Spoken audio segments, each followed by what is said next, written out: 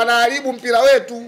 Kwa sababu wale mpaka wamepata majority ya kufanya kile kitendo, nyuma yao wanasema kuna watu wamepewa maagizo kutoka juu. Kilio chetu watu wa Simba, tunahitaji huyo mtu aliyotoka juu ni nani? Aliyotoa maagizo. Ambaye kakiuka katiba hii ya Simba na Yanga na ya nchi. Yeye kapiga simu kutoka juu, wahuni wakazuia msafara wa klabu ya Simba kufanya mazoezi. Huyu mtu aliyotoa hii amri, huyu mtu ni kiruze na ni adui katika nchi yetu, katika kuvunja amani ya nchi yetu. Hiyo ndio kilio chetu. Lakini ukirudi katika mpira huwezi kuchezwa kama nchi ikiwa haina amani. Lazima iwe na amani. Leo tumeona Al Hilal Mdumani wanacheza ligi kwenye nchi nyingine, kwao kuna nini? Kuna vita. Hawa wanaofanya hivi vitendo kukiuka maadili ya hizi katiba watatuletea vurugu. Leo tutaenda kucheza kwenye nchi za watu wengine. Kwa nini tutengeneze maslahi ya vurugu kwenye nchi yetu, wakati hawa watu tuna uwezo wa kuwaataki na kuwazuia wasifanye hiki kitu? Na Shabani wakasema kuwa miongoni mwa sababu nyingine ni viashiria vya rushwa, na rushwa yenyewe wanasema TAKUKURU hawajasema kama rushwa ilikuwepo. Sisi tunachosema ni hivi, Simba wamegoma kucheza mechi kwa sababu wachezaji wao wamefanyiwa vitu vya kiuni. Hatuna hoja zingine. Swala la rushwa hilo wanalizungumza wao. Wakati wanavyosema kwamba kuna mtu kapiga simu kutoka juu, hapa isiingie timu yoyote. Ukichunguza yule mtu kapewa nini mpaka kazungumza vile. Kwa hiyo hata kama ni rushwa, basi imetoka kwao. Kwao tena. Ulimuona mtu wa Simba kazuia mtu wa Yanga asiingie uwanjani? Anasema bodi ya ligi. Wao ndio wamezuia. Bodi ya ligi imehusishwa baada ya mechi kuvunjika. Si umeelewa? Viongozi wetu wana ushahidi wote wa lile tukio. Ndio maana wanasemaje, password za lile tukio wanazo wao. Si wamesema wameenda kasi? Baada ya kasi kwenda, ukipelekwa ushahidi na sisi tutapeleka ushahidi wetu. Kitakachotokea mwenye kilanga apewe ipole. Mimi nawaambia ile neno naona kama masiara. Sisi hatumo. Ila wao ndio wanapata kilanga, kwa sababu wahanga wakubwa wa hili tukio ni Simba Sports Club, ambayo ndio walienda wakazuiliwa. Chanzo cha kuzuiliwa timu ya Simba Sports Club ni mechi ya Simba baina ya Simba na Yanga. Mpaka mijadala imefika kwenye maredio ni Simba na Yanga. Chanzo kikubwa ni siku ya tarehe 7 Simba kuzuiliwa kufanya mazoezi uwanja Benjamin Mkapa na wahuni. Ndio chanzo. Leo hoja hii imekuja mpaka kwenye vyombo vya habari, mpaka kila mtu analizungumzia, mpaka nyie mnatuhoji sie kila siku. Chanzo ni nini? Chanzo kuna wahuni walizuia msafara klabu ya Simba usiingie kufanya mazoezi. Hadi hawa wazee ambao wanajiita ni wazee, hata kama ni vijana, wamejitokeza baada ya Simba kuzuiliwa pale, wakagoma wachezi mechi. Chanzo kilikuwa mbali. Lakini kabla ya tukio hili, miaka 4 nyuma, Amiri Jeshi Mkuu wa nchi Samia Hassan aliomba anaenda kuzindua kitabu cha rais mstaafu wa Tanzania Mzee Luksa, ambaye utawala wake ulikuwa kila Mtanzania kaufurahikia, mpaka akasema mzee wa Luksa. Hamna Mtanzania ambaye alikuwa ana akili timamu kwenye utawala wa Ali Hassan Mwinyi marhum, sio vizuri kumtaja, akasema yeye hakuwa na mafanikio katika utawala ule.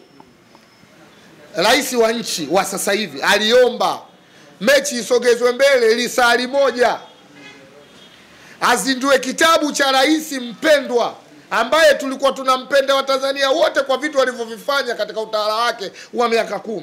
Akazindue kitabu cha historia yake. Kaomba lisali moja. Kauli ya rais ni amri. Kauli ya rais ni amri. Hawa wazee ambao leo wanajifanya ni wazee, wana uchungu, kwa nini hawakupewa pointi 3 za mezani? Kipindi kile walikuwa bado wazee, wala sio vijana. Bado wazee kama hivi, wala sio vijana. Walitoa tamko lolote juu ya ile swali linaendelea. Simba wakwenda uwanjani, waamuzi hawakwenda uwanjani. Muda ambao ulipangwa baada ya Mheshimiwa Amiri Jeshi Mkuu rais wa nchi kuomba mechi ichezwe, Simba walienda, shirikisho walienda, waamuzi walienda, kamishna wa mchezo walikuwepo uwanjani. Timu zimefanya warm up. Simba timu imekaguliwa, zimesubiriwa dakika 15 20, mechi imemalizwa. Katika hao wazee walioongea leo, kipindi kile walikuwa vijana, walikuwa wazee? Walikuwa na umri huo. Waliwasema lolote viongozi wao? Hawakuwasema lolote.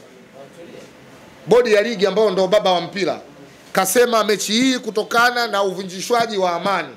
Nimemsikia mchambuzi mmoja, kijana mdogo yuko Clown, anaitwa ndo Hansi, anasema watuoneshe ushahidi, kuna sehemu gani kuna mtu wote kaumizwa. Kabla ya kuumizwa kuna viashiria vya vurugu.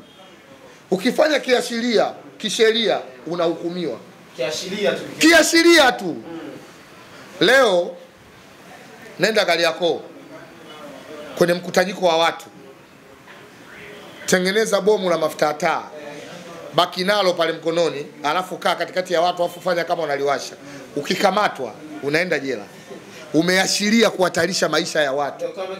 Wachezaji wetu wamehatarishiwa maisha yao kwa kupigwa basi lao kwa mikono na visu, sui na mawe na mapanga.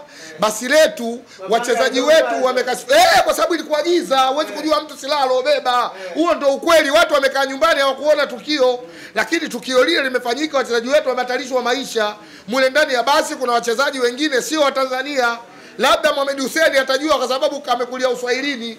Kuna watu mule ndani akina Debla Fernandez, akina Fabrice Ngoma, wakina Pinpin Kamara, kwa wajezoea hivyo vitu, wataona tumevamiwa na majambazi. Sio hivyo. Wamekuwa na hali ambayo hawana amani. Wamekaa kwenye basi zaidi ya masaa 4 au 3. Chini kuna wahuni ambao hawana uniform za aina yote kuashiria kama wao ni askari. Viongozi wetu kwa busara na hekima wamekaa chini, hawakutangaza kwa maneno ya mmoja mmoja kama jinsi walivyotumwa hawa wanaotumwa sasa waongee, mara leo kaongea huyu kaongea huyu. Viongozi wetu baada ya pale walikaa kikao cha bodi, wakatoa msimamo wao. Hatuchezi mechi kwa sababu ya 1 2 3. Wakapeleka kwenye baba wa mpira shirikisho, bodi ya ligi kakaa chini ikatoa amri kwa maelekezo ya Simba. Tena ile barua inaeleza vizuri sana ya Simba na ya TFF kwamba kuna kosa 1 2 3, kuna kosa 1 2 3 4. Pitieni zile barua ambazo zilizoandikwa na Simba na bodi ya ligi. Wazee hawapitie. Kuna sababu wapitie kabla hawajaenda kusema hatucheji. Sio waseme hatucheji tu, hatucheji. Hatucheji peke yake haisaidii nini, hatucheji nini? Sio hatucheji, wapitie katiba zao na wapitie ile barua ambayo imeandikwa na baba wa mpira bodi ya ligi na ambayo imeandikwa ya malalamiko ya viongozi wa klabu ya Simba. Wapitie ndo waseme hatucheji. Na leo wamethibitisha wazee kuwa kesi ipo kasi, rasmi wamethibitisha. Sisi tunawaunga mkono kila watakachokifanya kwa sababu mwenye kilanga apewi pole. Hilo ndo neno la sisi watu wa Simba. Mwenye kilanga apewi pole.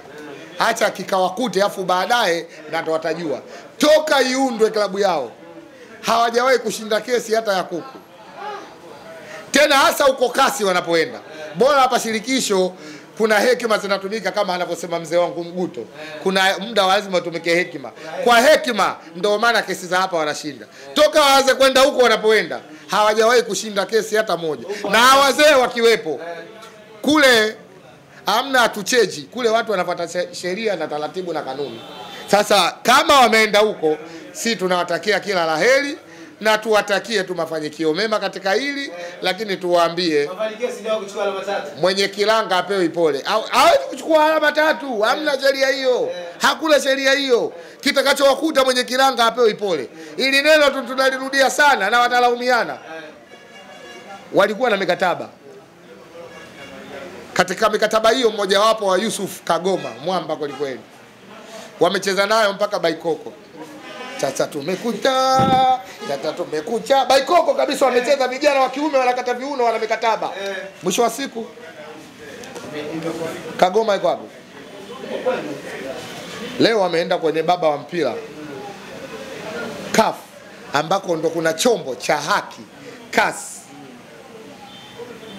Siku ya Kagoma walibeba mikataba mikononi. Mwisho wa siku sisi wamefeli. Kule wanaenda kitakachowakuta mwenye kilanga apewe pole. Yes.